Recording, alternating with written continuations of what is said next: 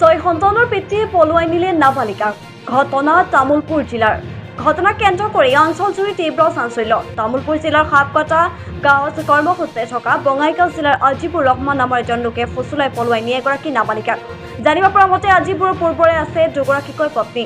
আজিবুৰে তামুলপুৰৰ সাপকাটা গাঁৱত 1 মাহমান আগতেই কামৰ সন্ধানত আহিছিল। আজিবুৰে তামুলপুৰত মিস্ত্ৰী হিচাপে কাম কৰি থকা অৱস্থাতে সাপকাটা গাঁৱৰে এগৰাকী নাবালিকাক ফুচুলাই যোৱা দেওবাৰে অন্তৰ্ধান হয়।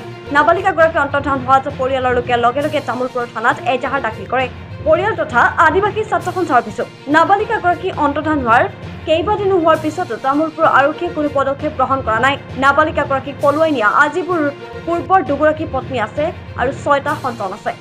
বৰ্তমান আদিবাসী ছাত্ৰ সন্থাই আৰক্ষী প্ৰশাসনক 48 ঘণ্টাৰ ভিতৰতে নাবালিকাগৰাকীক উদ্ধাৰৰ বাবে দাবী জনোৱাৰ লগতে দোষীক উচিত শাস্তি প্ৰদান কৰিবলৈ আহ্বান জনাইছে। অন্যথা অনাগত সময়ত আদিবাসী ছাত্ৰ সন্থাই তামুলপুৰ জিলা বন্ধ দিয়াৰ দৰে পদক্ষেপ গ্ৰহণ কৰিব বুলিও সংবাদ মাধ্যমক জানিবলৈ দিয়ে।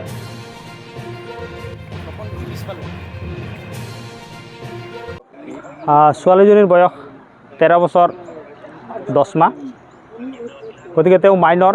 কিন্তু আজিলৈকে তামুলপুৰ পুলিচ প্ৰশাসনে ইয়াৰ ওপৰত সক্ৰিয় ভূমিকা গ্ৰহণ কৰা নাই।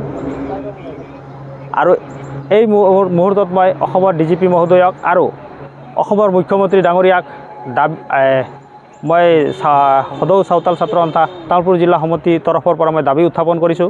গতিকে DGP মহোদয় আৰু মুখ্যমন্ত্ৰী ডাঙৰীয়া অতি সোনকালে ইয়াৰ ওপৰত সক্ৰিয় পদক্ষেপ গ্ৰহণ কৰিব লাগে, নতুবা আমি তামুলপুৰ জিলা বন্ধ ঘোষণা, নতুবা আমি এই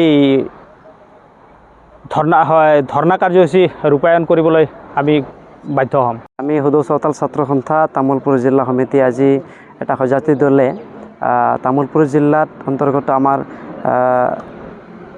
এই থানাত তামুলপুৰ থানাৰ OCৰ লগত আমি অকণমান আলোচনা কৰিলোঁ। আৰু আলোচনাৰ বিষয়টো আছিলে যে যোৱা ৰবিবাৰে এজন আজিবুৰ ৰহমান ব্যক্তিজনে কামৰ সন্ধানত বা কামৰ ক্ষেত্ৰত তেখেতসকলে আমাৰ জনগোষ্ঠীৰ তাত কাম কৰিবলৈ আহিছিলে, কিন্তু তাত তেখেতসকলে ব্যৱহাৰ পাতি বা তেনেধৰণৰ আমাৰ ছাত্ৰীৰ ওপৰত তেখেতে বেয়া ব্যৱহাৰ কৰিছে। আৰু আজিলৈকে আমাৰ ছাত্ৰীজনে তেখেতে লৈ মানে এতিয়ালৈকে আমি সন্ধান কৰিব পৰা নাই যে মানুহজন ক'ত আছে।